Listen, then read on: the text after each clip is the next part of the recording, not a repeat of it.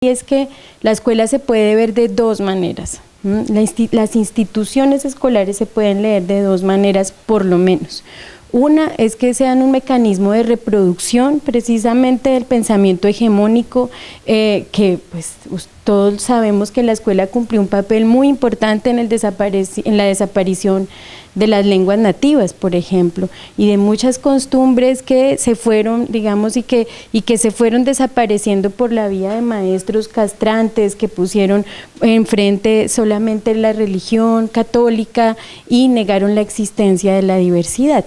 Esa es una forma de ver la escuela. La otra forma de ver la escuela, que es en la que yo me inscribo, es que es una organización social que tiene en su centro la acción política y la acción política de los maestros. Cuando hablo de acción política me refiero precisamente a la capacidad transformadora que tiene la escuela. Ya bien lo decía Freire, que precisamente es un movimiento fuerte en Brasil y que está poniéndole el quiebre a las políticas educativas de Bolsonaro. Freire decía, el ser humano no es un ser de adaptación, es un ser de transformación, y por eso la escuela es precisamente un mecanismo de transformación social, de construcción de nuevos mundos. Todos aquí hemos ido alguna vez a la escuela, sin excepción, y perseguimos en la escuela un sueño, y el sueño es que algo bueno pase en nuestras vidas y en la vida de las personas con quienes estamos. Entonces yo me inscribo en esa segunda lectura de la escuela como un escenario de transformación.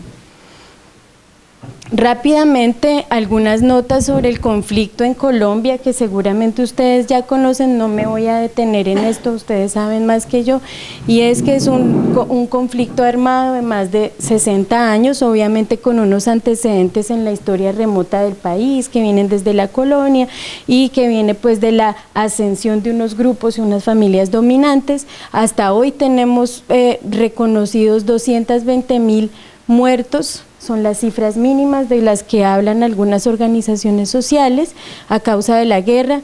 Desde 1985, donde el registro se ha hecho más sistemático, se cuentan más o menos 185.000 víctimas mortales del conflicto, más del 80% de esas víctimas son población civil.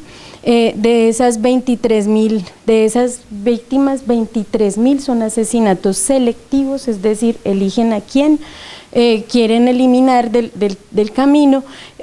Hay 2.000 masacres reportadas con 11.700 víctimas, hay entre 4.7 y 5.7 casos de desplazamiento registrados, porque en esto el subregistro es muy alto, hay unos 27.000 casos de secuestro a mano de actores armados. ¿Quiénes son los actores? Aquí no me voy a meter, hay una discusión muy amplia, pero ahí sabemos que están las FARC, que está el ELN, que está el Estado, que están los paramilitares y que hay otras formas de delincuencia común organizadas asociadas al narcotráfico que también están en el escenario del conflicto.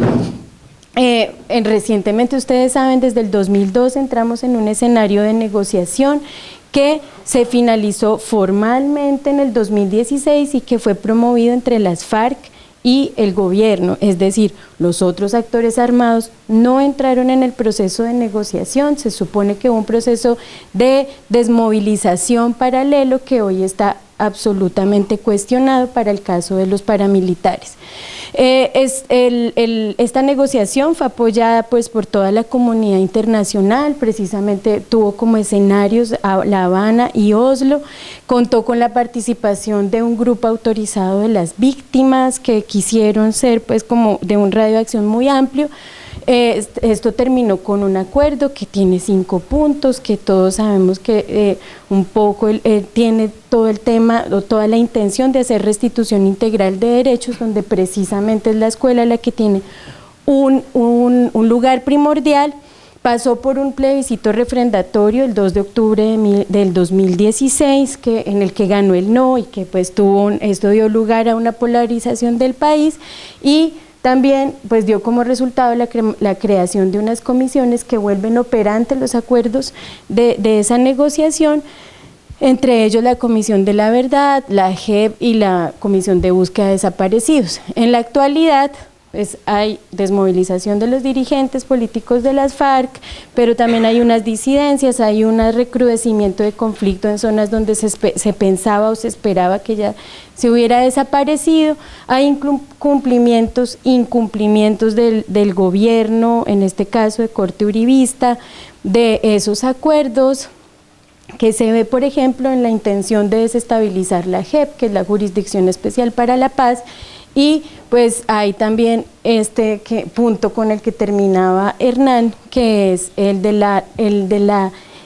rejuvenecimiento de la protesta social. O sea, digamos que ese es nuestro punto a favor.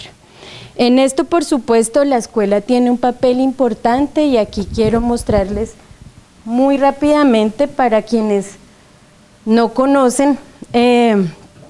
Nosotros tenemos un sistema público en Colombia, pero también tenemos un sistema privado de educación. Entonces, en el sistema público hay actualmente 7.724 colegios oficiales y 2.404 colegios privados, tenemos 43.700 sedes más o menos y de ellas son 35.000 sedes rurales más o menos. Estos son datos oficiales del Ministerio de Educación. Y aquí solamente para poner un dictamen que hizo hace unos años ya una de las consultoras, la relatora especial de las Naciones Unidas para el Derecho a la Educación, Katarina Tomaszewski, le puso digamos este epíteto a la educación en Colombia y dijo: en Colombia hay un sistema educativo de ricos para ricos y un sistema educativo de pobres para pobres. ¿Por qué? Porque la desigualdad que hay entre las escuelas, entre esos 2.400 colegios privados, no todos, por supuesto, que tengo un amigo que dice que hay colegios privados y otros privados de todo, es decir, que ni siquiera tienen un mínimo de condiciones de trabajo. Entonces, aquí hay una gran diferencia. Lo que muestra la escalera son los ciclos educativos por los que pasa un estudiante regular, o que se espera que pase un estudiante regular en la educación en Colombia. Empieza en preescolar, educación básica primaria, básica secundaria, educación media. Aquí en el cuarto escalón sería donde termina su bachillerato y sale, y de ahí para allá hay todas estas opciones que un estudiante regular puede elegir. Puede elegir si tiene con qué pagar, porque si es que no entra a la universidad pública, por supuesto. Y esta es también otra de las demandas principales de las protestas sociales en Colombia. Otros datos muy rápidos que muestran esta desigualdad, y es que en promedio, por ejemplo, en la educación urbana en Colombia, de esos tantos años de la escalera de educación, un estudiante en la zona urbana solamente cursa 9.2 años en promedio, contra un 5.5 años en la educación rural. Es decir, nuestros estudiantes en la educación rural se quedan solamente en su mayoría con la básica primaria. Aquí solamente unas condiciones de contexto: los colegios en las zonas rurales, el 70% no tiene alcantarillado, el 40% no tiene acueducto, el 80% no tiene gas, el 13% no tiene energía, apenas el 23% tiene conexión a internet.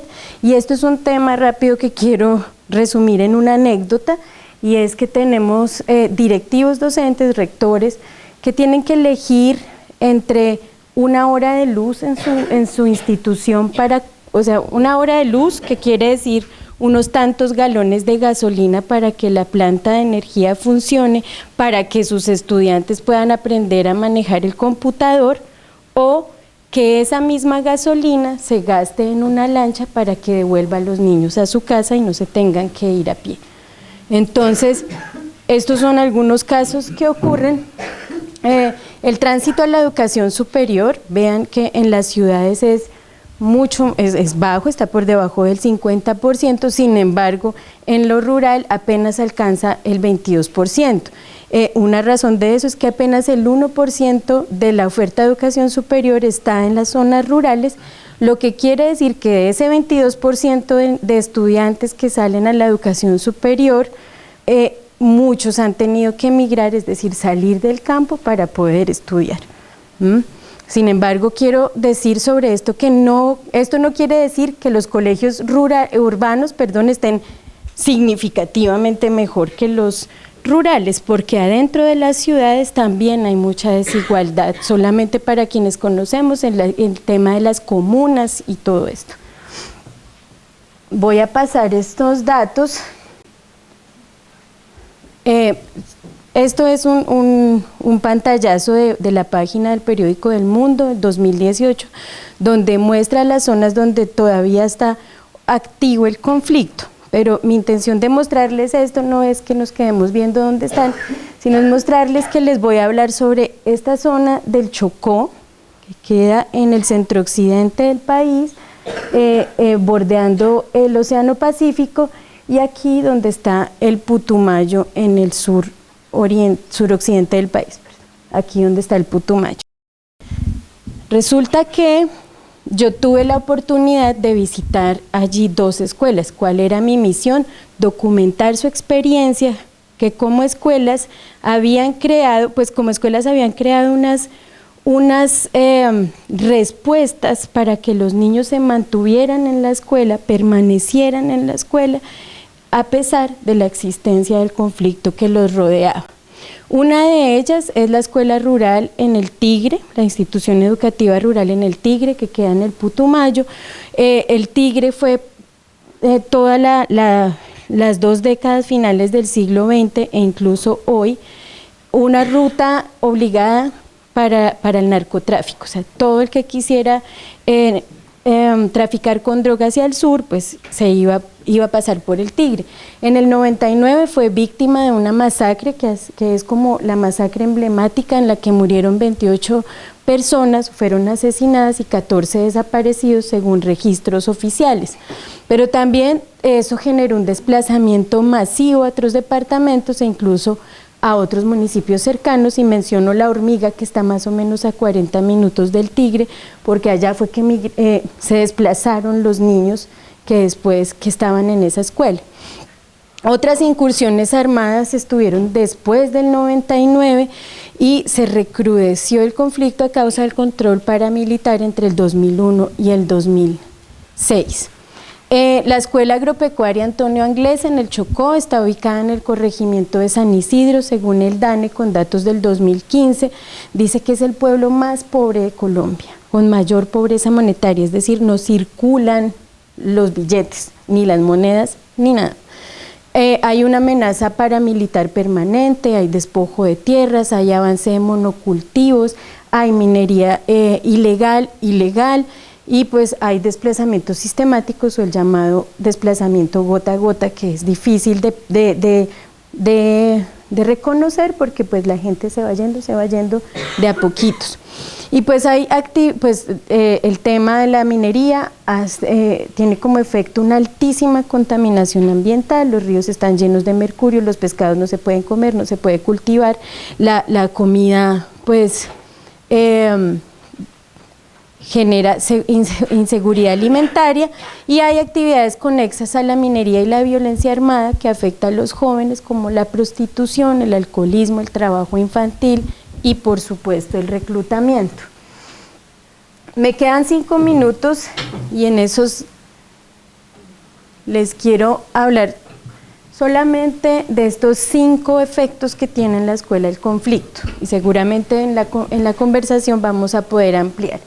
Uno de ellos es la cultura del silencio. ¿A qué se refiere la cultura del silencio? Que así ayer hubiese ocurrido una masacre, yo llego al colegio, yo soy el estudiante, tú eres el profe, y yo me siento al frente tuyo, tú me haces la clase y yo te la recibo y no decimos nada.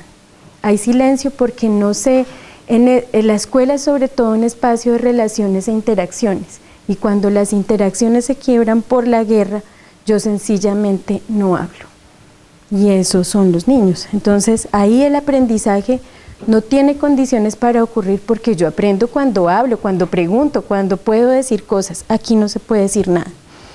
Tenemos profesores incluso que hacen clase con una pistola encima de su escritorio. Entonces, eso es un poco la cultura del silencio, pero también tiene que ver con ese otro punto de la reconfiguración de saberes y el currículo. Los saberes que casi siempre se anulan o se omiten de los currículos escolares cuando estamos en medio de la guerra son los que tienen que ver con las ciencias humanas, las humanidades y la literatura en general. Cuando yo en una condición como esta, no tengo interés de que mis estudiantes conozcan la masacre del Salado, la masacre de Bojayá, sino más bien les doy clase de historia de Mesopotamia, algo que quede por allá bien lejos.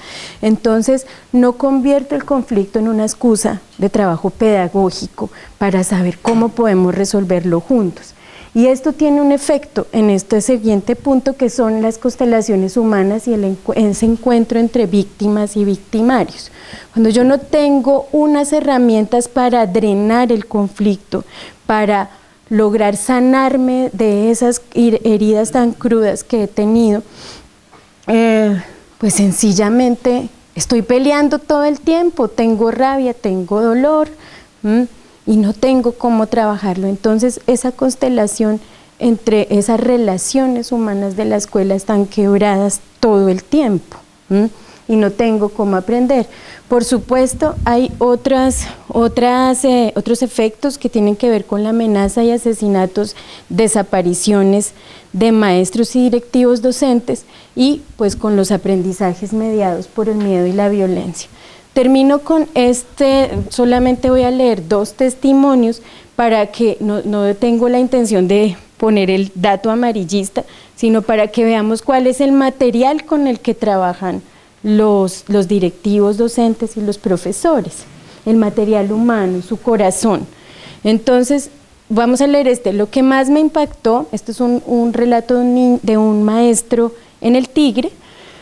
Lo que más me impactó fue un niño que dice: profe, cuando yo tenía 5 años salía de la finca con mi abuelo montado en caballo. Cuando miré que venía un señor con un machete y cuando menos pensé la cabeza de mi abuelo cayó al piso y yo me volqué con el cuerpo de mi abuelo sin cabeza, caímos al barro y quedamos enterrados en el barro.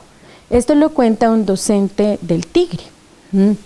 Y es un relato reciente, digamos, de un niño que estaba ahí.